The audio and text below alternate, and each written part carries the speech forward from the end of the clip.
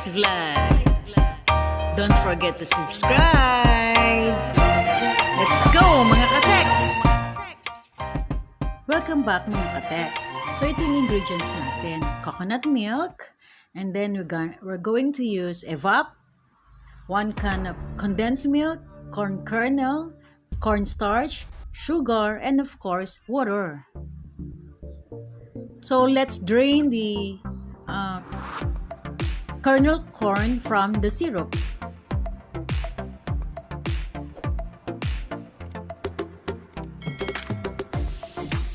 So here is the procedure. Mix all the ingredients.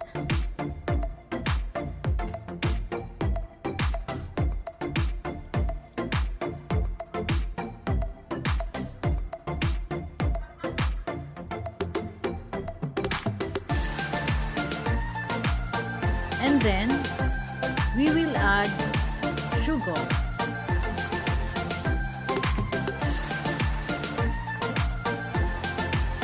And of course, the corn kernel. Then let's put 2 cups of water.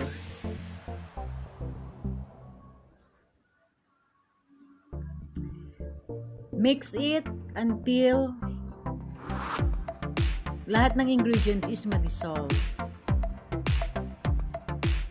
So in a separate bowl, we need to dissolve the cornstarch. Konting water lang, and then kailangan thoroughly ma-dissolve yung cornstarch. So it's cooking time. So kailangan mahina lang yung apoy natin para hindi tayo masunugan ng niluluto natin. So, habang nakasalang, continuously dapat haluin ito para hindi siya manikit sa ating pan.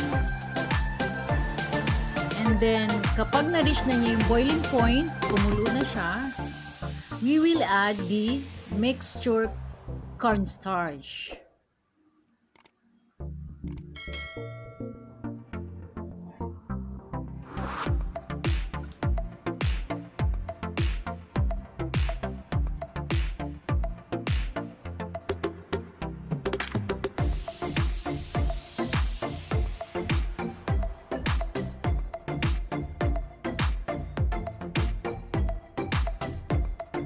So, ayan na. In-add na natin yung mixture ng cornstarch natin kanina. So, sabi ko nga kanina, that is cornstarch and water lang.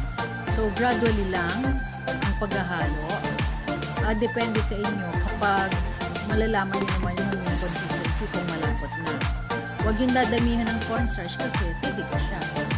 So, until it thickens and achieve the right consistency, or kung kulang pa, lagay nyo pa ng mixture ng cornstarch.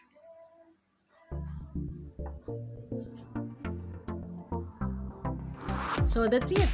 After ilang minutes, we're done. So get ready all the aluminum foil. So kung gusto nyo foil.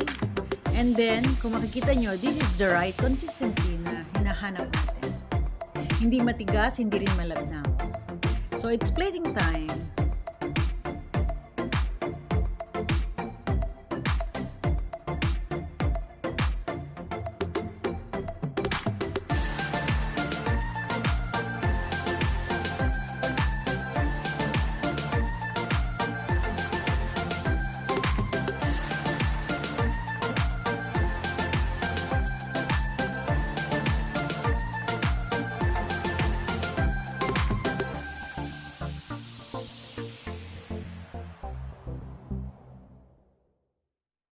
So, syempre, we will spread cheese on top.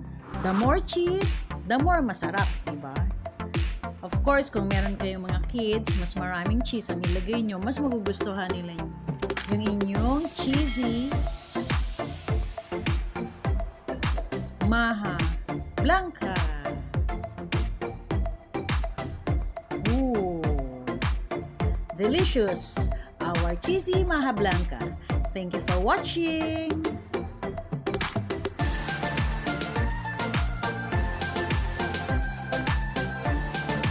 Thank you for watching these videos, mga kateks. Please click subscribe, follow my YouTube channel, Teklay's Vlog. God bless us all. Keep well and be safe, everyone. Please click notification bell. See you on my next vlog.